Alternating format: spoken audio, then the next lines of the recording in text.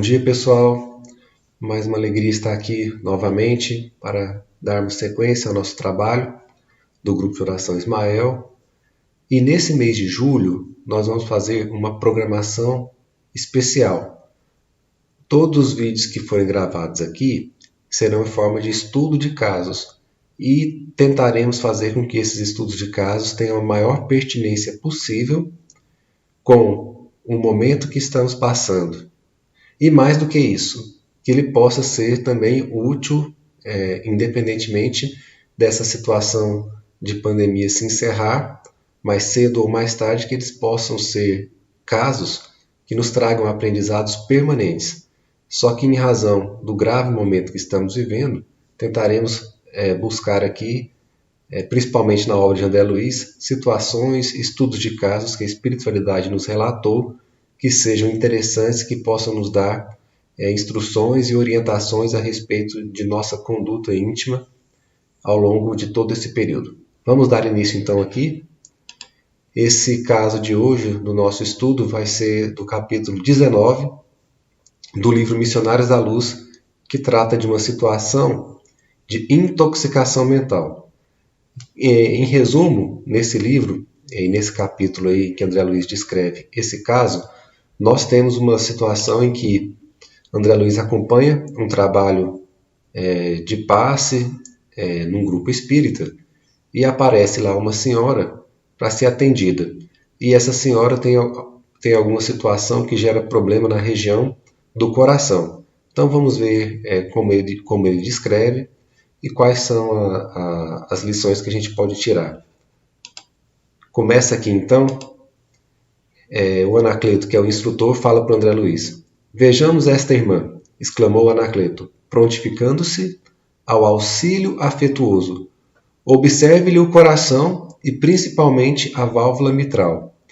Detive-me em acurado exame da região mencionada e efetivamente descobri a existência de tenuíssima nuvem negra que cobria grande extensão da zona indicada. Então André Luiz, quando ele observou a região do coração, conforme a orientação do mentor, viu que ali tinha uma nuvem negra. Por que essa nuvem se formou ali? Vamos ver o motivo agora na sequência. O mentor explica a razão. Assim como o corpo físico pode ingerir alimentos venenosos que lhe intoxicam os tecidos, também o organismo perispiritual pode absorver elementos de degradação que lhe corroem o centro de força, com reflexos sobre as células materiais. Se a mente da criatura encarnada ainda não atingiu a disciplina das emoções, se alimenta paixões que a desarmonizam com a realidade, pode, a qualquer momento, intoxicar-se com as emissões mentais daqueles com quem convive e que se encontrem no mesmo estado de desequilíbrio. Às vezes, semelhantes absorções constituem simples fenômenos sem maior importância. Todavia, em muitos casos, são suscetíveis de ocasionar perigosos desastres orgânicos.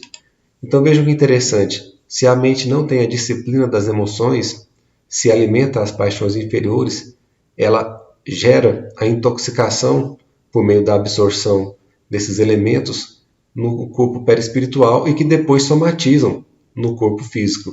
É uma intoxicação semelhante a que ocorre com uma intoxicação alimentar, por exemplo, em relação à gravidade. Se a gente ingere um alimento contaminado, estragado, dependendo da quantidade de alimento e da quantidade, o grau dessa contaminação, teremos sintomas mais leves ou mais graves em razão disso. É a mesma coisa na situação de intoxicação mental, mas aí vai depender o quê? Do grau do desequilíbrio que a gente se encontra, da quantidade de tempo em que esse desequilíbrio vai perdurar e como a gente vai continuar se alimentando dele ou não. Tudo isso aí vai repercutir no maior ou menor dano que nós iremos ter em razão dessas intoxicações mentais decorrentes, repito, como o Anacleto informou aí, das más paixões e da mente que não consegue disciplinar as emoções. Vamos dar sequência então para a gente ver mais detalhes disso. Então, ele relata aqui, isso acontece mormente, ou seja, sobretudo, quando os interessados não têm vida de oração, cuja influência benéfica pode anular inúmeros males, Vou fazer uma pausa na leitura aqui, porque esse trecho é importantíssimo e tem tudo a ver com o nosso trabalho. A influência benéfica da oração, então, pode anular inúmeros males. Dentre esses males, essa própria intoxicação mental funciona como se fosse um remédio, um antídoto, podemos colocar assim. Já que vivemos em situações de desequilíbrio constante nesse mundo, muitas vezes nós também não temos condições de evitar essas intoxicações, a vida de oração ela é capaz de amenizar esses sintomas, de nos auxiliar, de nos remediar. Então, já é uma grande lição que a gente já tira logo no início do estudo desse caso aqui. Mas vamos continuar estudando para a gente poder extrair mais conhecimentos. Aí, o Anacleto indicou o coração de carne da irmã presente e continuou. Esta amiga, na manhã de hoje, teve sérios atritos com o esposo, entrando em grave posição de desarmonia íntima. A pequena nuvem que lhe cerca o órgão vital representa matéria mental fulminatória. A permanência de semelhantes resíduos no coração pode ocasionar-lhe perigosa enfermidade. Atendamos ao caso. Então vejam também como a questão é simbólica e tem toda uma estrutura que vai fazer com que se desencadeie determinada intoxicação em uma parte do corpo ou outra. O desequilíbrio que a senhora teve foi com o esposo, então foi um desequilíbrio de sentimentos. Logo, a região afetada foi o coração, que é onde se localiza o chakra cardíaco, e ficou então coberto por essa nuvem que representa a matéria mental fulminatória, que se formou em razão do desequilíbrio mental. Essa foi a razão da intoxicação daquela região. E vejam, como relatamos antes, que a permanência dela pode causar enfermidades graves. Por isso que é importante a oração, que anula essa influência, e também não deixar com que essas paixões sejam sempre alimentadas, né? Esses desequilíbrios inferiores permaneçam. Prosseguindo, aqui ele relata como foi o atendimento. Ela recebeu um passe e através desse passe a matéria mental fulminatória foi retirada. Vamos fazer a leitura aqui para a gente ver como foi esses detalhes. Assediada pelos princípios magnéticos postos em ação, através do passe, a reduzida porção de matéria negra que envolvia a válvula mitral deslocou-se vagarosamente e, como se fora atraída pela vigorosa vontade de Anacleto, veio aos tecidos da superfície, espraiando-se sob a mão irradiante ao longo da epiderme. Foi então que o magnetizador espiritual iniciou o serviço mais ativo do passe, alijando a maligna influência. Fez o contato duplo sobre o epigastro, erguendo ambas as mãos e descendo-as. Logo após, morosamente, através dos quadris até os joelhos, repetindo o contato na região mencionada e prosseguindo as mesmas operações, por diversas vezes. Em poucos instantes, o organismo da enferma voltou à normalidade. Aqui mostra então a ação do passe magnético, retirando a matéria mental fulminatória. Depois a gente pode até estudar com mais profundidade o magnetismo, os efeitos do passe e tudo mais.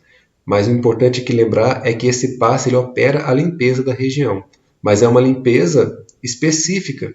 Da mesma forma como se a gente tem um ambiente sujo em casa, quando a gente vai lá, lava, passa o pano, o ambiente fica limpo. Mas se daqui a 1 minuto alguém for lá e jogar a sujeira de novo, pisar na lama e entrar em casa, vai sujar novamente. A limpeza não vai continuar limpando de forma perpétua, né? De maneira que cabe à pessoa que recebe o passe, nesse caso, a manutenção do equilíbrio para não deixar que a intoxicação volte. Então o efeito do passe ele pode ser muito eficiente, mas não é milagroso, depende sempre do binário da pessoa fazer a parte dela para não deixar que isso volte a acontecer. Prosseguindo então, o André Luiz vai perguntar a respeito da questão da religião, né, da influência religiosa, no caso, se a pessoa que procurou, essa senhora, ela teria o mesmo atendimento se ela não fosse espírita. O mentor relata que sim, desde que fosse uma busca sincera, através de um trabalho sério, qualquer religião poderia tem, né, qualquer casa religiosa tem aqueles espíritos responsáveis para fazer o atendimento. E além disso, ele acrescenta mais algumas coisas, conforme a gente vai fazer a leitura aqui. Explicando também que independe de religião, né? conforme o texto, ele diz assim: o homem que vive mentalmente, visceralmente, a religião que lhe ensina a senda do bem, está em atividade intensa e renovadora, recebendo por isso mesmo as mais fortes contribuições de amparo espiritual, porquanto abre a porta viva da alma para o socorro do mais alto, através da oração e da posição ativa de confiança no poder divino. Então, independe de oração, depende da nossa conduta íntima, depende de nós estarmos nos colocando à disposição para o trabalho, e aí a gente recebe um amparo permanente, que vai nos atender em todas as situações, não só as de intoxicação mental. Então, daí a importância da vida de oração e da vida dedicada ao trabalho do bem, que nos proporcionará esse amparo constante. E por fim, o André Luiz finaliza as dúvidas dele perguntando para o Anacleto se a pessoa não acreditasse em Deus, como que seria a situação dela? O Anacleto vem e responde aqui. Se fosse uma criatura de sentimentos retos, embora infensa a religião, né? Infensa a religião significa aí acreditar em Deus ou não, ou frequentar determinada igreja ou não. Ele prossegue.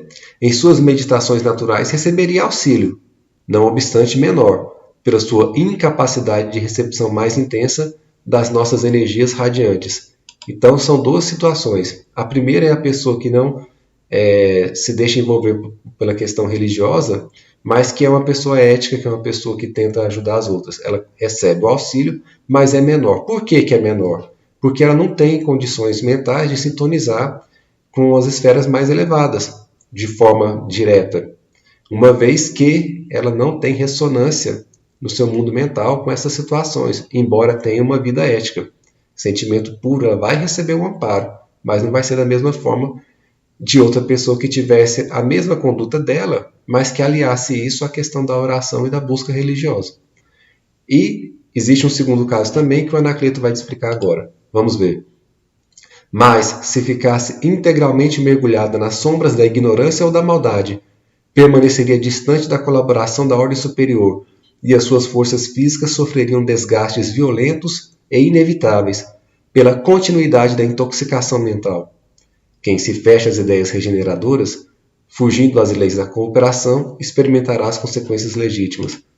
Ou seja, nesse caso a intoxicação se agravaria e continuaria de forma indeterminada, gerando enfermidades cada vez mais densas, cada vez mais maléficas, né, para a pessoa que, não tem, além de não ter a vida religiosa, ainda vive se alimentado por questões inferiores, porque aí ela vai retroalimentar sempre essa intoxicação, gerando assim todos os males disso decorrentes. Pessoal, esse foi então o estudo de caso que eu quis passar para vocês. Na nossa oração de hoje, nós vamos, então, em pertinência com esse caso, fazer oração para todos aqueles que estão em desequilíbrio mental, ou seja, uma oração vai ser voltada para a busca do nosso equilíbrio mental, porque, de certa forma, todos nós nos desequilibramos, né? Então, a busca da nossa oração de hoje vai ser a questão do equilíbrio mental, para evitar essas intoxicações e também para amenizá-las quando elas ocorrerem. E para isso, nós vamos passar aqui a parte do mantra para dizer qual que vai ser. Vai ser da oração de São Francisco de Assis, o trecho onde houver trevas, que eu leve a luz. Repetiremos ele por 3 vezes. Então é isso, pessoal. Aguardo todos às 11 horas. Abraços e até lá!